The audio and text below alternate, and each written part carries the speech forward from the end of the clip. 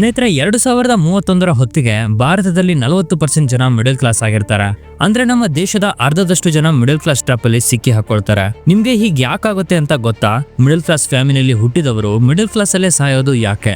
500 million ಜನರನ್ನ ಈ middle class trap ಅಲ್ಲಿ ಸಿಲುಕಿಸಿರುವ ಆ ವಿಷಯ ಆದ್ರೂ ಏನು? ಸ್ನೇಹಿತರೆ, ಮಿಡಲ್ ಕ್ಲಾಸ್ ನಿಂದ ಹೊರಬರಲು ಆಗದಿರೋದಕ್ಕೆ ಅವರು ಕಡಿಮೆ ದುಡಿತಾ ಇದ್ದಾರೆ ಅಥವಾ ಕಷ್ಟ ಪಡ್ತಾ ಇಲ್ಲ ಅನ್ನೋದಲ್ಲ.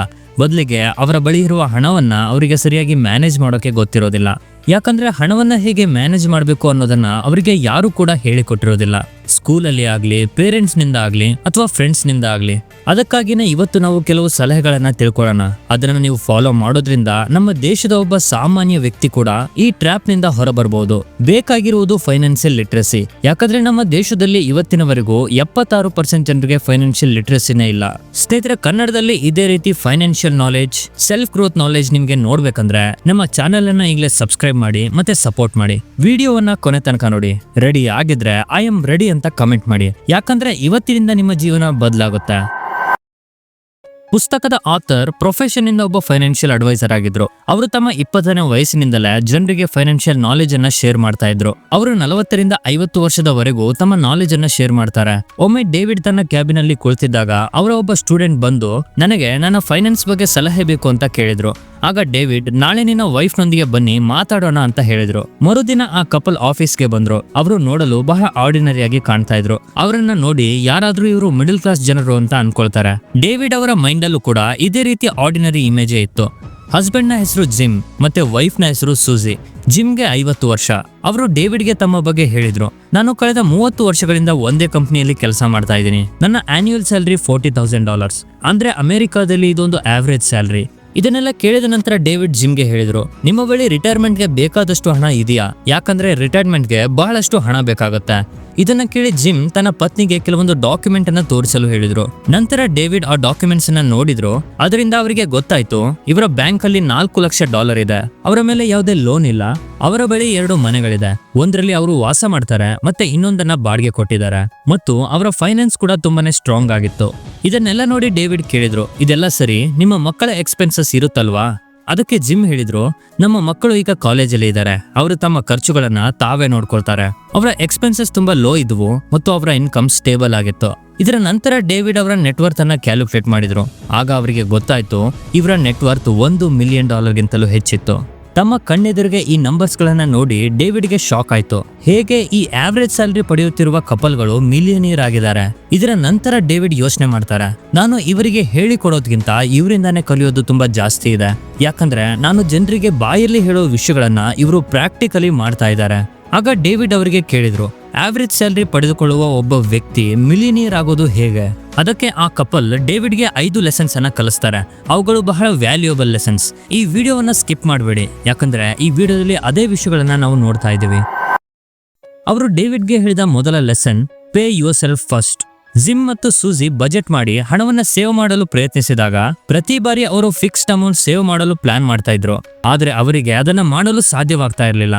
ಬಜೆಟಿಂಗ್ ನಲ್ಲಿ ಪದೇ ಪದೇ ಫೇಲ್ ಆದ ನಂತರ ಸೂಜಿ ತನ್ನ ತಾಯಿಗೆ ಈ ಪ್ರಾಬ್ಲಮ್ ಬಗ್ಗೆ ಹೇಳ್ತಾರೆ. ನಾವು ಪ್ರತಿ ಬಾರಿ ಬಜೆಟ್ ಅನ್ನ ಮಾಡ್ತೀವಿ, ಆದ್ರೆ ಫಿಕ್ಸ್ ಅಮೌಂಟ್ ಅನ್ನ ನಾವು ಸೇವ್ ಮಾಡಲು ಆಗ್ತಾ ಇಲ್ಲ.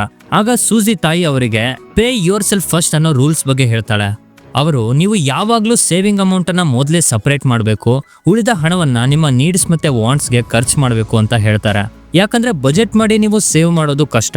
ಎಂಡ್ನಲ್ಲಿ ನಾವು ಮನುಷ್ಯರು, ನಮ್ಮ ಕೈಯಲ್ಲಿ ಹಣವಿದ್ದಾಗ ನಾವು ಯಾರಂತಾನೆ ಮರ್ತೋಗ್ತೀವಿ. ನಮ್ಮ ಕೈಯಲ್ಲಿ ಯಾವಾಗ ಹಣ ಇರುತ್ತೋ ನಾವು ಅವಾಗ ಬೇಡದೇ ಇರೋ ವಸ್ತುಗಳನ್ನ ಖರೀದಿಸಿ ಅದನ್ನ ಖರ್ಚು ಮಾಡ್ಬಿಡ್ತೀವಿ. ಈ ಅಡ್ವೈಸ್ ನಂತರ ಸೂಜಿ ಮತ್ತು gym pay your self first ಅನ್ನೋ ಲೆಸನ್ ಅನ್ನ ಕಣ್ಣು ಮುಚ್ಚಿ ಫಾಲೋ ಮಾಡೋಕೆ ಶುರು ಮಾಡ್ತಾರೆ. ಮತ್ತು ಇದು ಅವರಿಗೆ ತುಂಬಾನೇ ಕೆಲ್ಸಕ್ಕೆ ಬರುತ್ತೆ. ಐ ಆಮ್ ಶೋರ್ ನಾವೆಲ್ಲರೂ ಈ ಮಿಸ್ಟೇಕ್ ಮಾಡೇ ಮಾಡ್ತೀವಿ. ಕೈಯಲ್ಲಿ ದುಡ್ಡಿದ್ರೆ ಮನಸ್ಸಿಗೆ ಬಂದಿದ್ದನ್ನ ತಗೊಳ್ತೀವಿ. ಉದಾಹರಣೆಗೆ ದುಬಾರಿ ಫೋನ್ ತಗೊಳ್ಳೋದು ಅಥವಾ ನಮ್ಮ ಸ್ಯಾಲರಿಯಿಂದ ಬೇಡವಾದ ವಸ್ತುಗಳನ್ನ ಖರೀದಿ ಮಾಡೋದು. ಅದನ್ನ ನಾವು ಒಂದು ಸರಿ ಯೂಸ್ ಮಾಡಿ ಬಿಸಾಕ್ಬಿಡ್ತೀವಿ. ಸ್ಯಾಲರಿ ಖಾಲಿ ಆದ್ರೂ ಕೂಡ ಲೋನ್ ಅನ್ನ ತಗೊಂಡು ಕ್ಲಬ್ಗೆ ಹೋಗೋದು, ಮಜಾ ಮಾಡೋದು. ನಿಮಗೆ ಗೊತ್ತಾ ನಾವ್ ಯಾಕೆ ಇಂಥ ಡಿಸಿಷನ್ ಅನ್ನ ತಗೊಳ್ತೀವಿ? ಯಾಕಂದ್ರೆ ನಾವು ಅನ್ಕೊಂಡಿರೋದು ಜೀವನ ಇರೋದು ಒಂದೇ ಸರಿ, ಅದನ್ನ ಎಷ್ಟು ಎಂಜಾಯ್ ಮಾಡಬೇಕೋ ಮಾಡಿ ಅನ್ನೋದು ನಮ್ಮ ತಲೆಯಲ್ಲಿ ಕೂತ್ಕೊಂಡ್ಬಿಟ್ಟಿದೆ. ಓಕೆ, ನಿಮ್ಗೆ ಹಾಗೆ ಲೈಫ್ ಅನ್ನ ಬದುಕಬೇಕಿದ್ರೆ ಬದುಕಿ, ಆದ್ರೆ ನಂತರ ಮಿಡಲ್ ಕ್ಲಾಸ್ ಲೈಫ್ ಅಲ್ಲಿ ಬದುಕುವಾಗ ನನ್ನ ಫ್ರೆಂಡ್ಸ್ ಎಲ್ಲರೂ ಶ್ರೀಮಂತರಾಗಿದ್ದಾರೆ, ನಾನು ಒಬ್ಬನೇ ಯಾಕೆ ಮಿಡಲ್ ಕ್ಲಾಸ್ ಅಲ್ಲಿ ಇದೀನಿ ಅಂತ ಕೊರಗಬೇಡಿ. ಈಗಲೂ ಟೈಮ್ ಇದೆ, ಇನ್ವೆಸ್ಟ್ ಮಾಡೋದಕ್ಕೆ ಶುರು ಮಾಡಿ. ಜಿಮ್ ಮತ್ತು ಸೂಜಿ ತಮ್ಮ ಸೇವಿಂಗ್ ಅನ್ನ ಇನ್ವೆಸ್ಟ್ ಮಾಡೋ ಜರ್ನಿಯನ್ನ ತಮ್ಮ ತಿಂಗಳ ಆದಾಯದ 4% ಇಂದ ಶುರು ಮಾಡಿದ್ರು.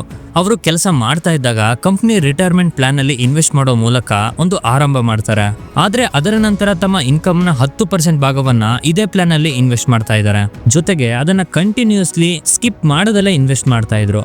ಆದ್ದರಿಂದ ನೀವು ಬಿಸ್ನೆಸ್ ಮಾಡ್ತಿರೋ ಅಥವಾ ಜಾಬ್ ಮಾಡ್ತಿರೋ, ಪ್ರತಿ ತಿಂಗಳ ನಿಮ್ಮ ಗಳಿಕೆಯ 10% ಅನ್ನ ಶುರುವಿನಲ್ಲೇ ಸಪರೇಟ್ ಮಾಡಿ ಇಡಬೇಕು. ಮತ್ತು ಇದನ್ನ ಯಾವ್ದಾದ್ರು ಒಳ್ಳೆ ಜಾಗದಲ್ಲಿ, ಅಲ್ಲಿ ರಿಸ್ಕ್ ಕಡಿಮೆ ಇರುತ್ತೆ ಮತ್ತೆ ರಿಟರ್ನ್ ಸ್ಟೇಬಲ್ ಆಗಿರುತ್ತೆ, ಅಲ್ಲಿ ಇನ್ವೆಸ್ಟ್ ಮಾಡೋದಕ್ಕೆ ಶುರು ಮಾಡಿ. ಅವರು ಡೇವಿಡ್ಗೆ ಕಲಿಸಿದ 2ನೇ lesson, put it on automatic. Gym ಮತ್ತು ಸೂಜಿಗೆ ತಮ್ಮ ಸ್ಯಾಲರಿಯ ಒಂದು ಭಾಗವನ್ನ ಸೇವ್ ಮಾಡೋದಕ್ಕೆ ಬಹಳ ಸುಲಭವಾಗಿತ್ತು.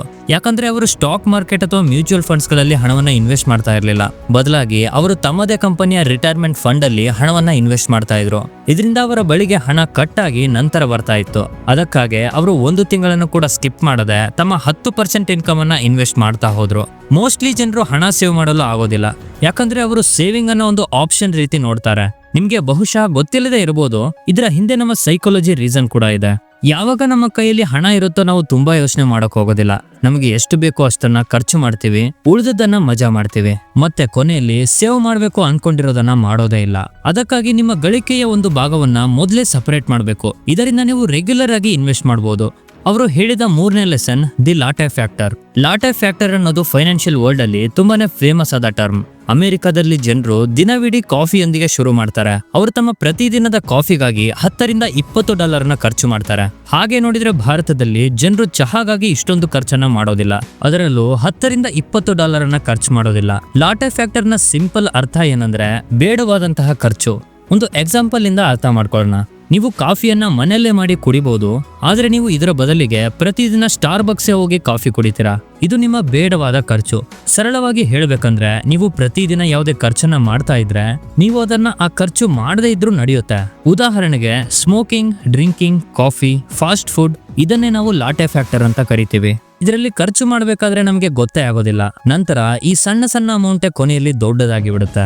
ನೀವು ನೋಡ್ತಾ ಇದ್ದಂಗೆ ಒಬ್ಬ ಮನುಷ್ಯ ದಿನದಲ್ಲಿ $5 ಅಂದ್ರೆ $450 ಖರ್ಚು ಮಾಡ್ತಾ ಇದ್ರೆ, ಅಂದ್ರೆ ಅವನು ವರ್ಷಕ್ಕೆ $1800 ಮತ್ತು 40 ವರ್ಷದಲ್ಲಿ ಸುಮಾರು $1 ಮಿಲಿಯನ್ ಖರ್ಚು ಮಾಡ್ತಾನೆ.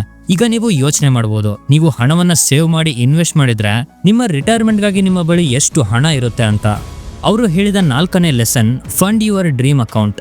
ಈಗ ನಿಮ್ಮ ಮೈಂಡ್ ಅಲ್ಲಿ ಒಂದು ಪ್ರಶ್ನೆ ಬರ್ತಾ ಇರಬಹುದು, ನಾವು ನಮ್ಮ ಇನ್ಕಮ್ ನ 10 ಅಥವಾ 20% ಅನ್ನ ಮೊದಲೇ ತೆಗೆದು ಹಾಕಿದ್ರೆ ಅದರಿಂದ ನಮ್ಮ ಸ್ಟ್ಯಾಂಡರ್ಡ್ ಆಫ್ ಲಿವಿಂಗ್ ಕಡಿಮೆ ಆಗುತ್ತಲ್ವಾ?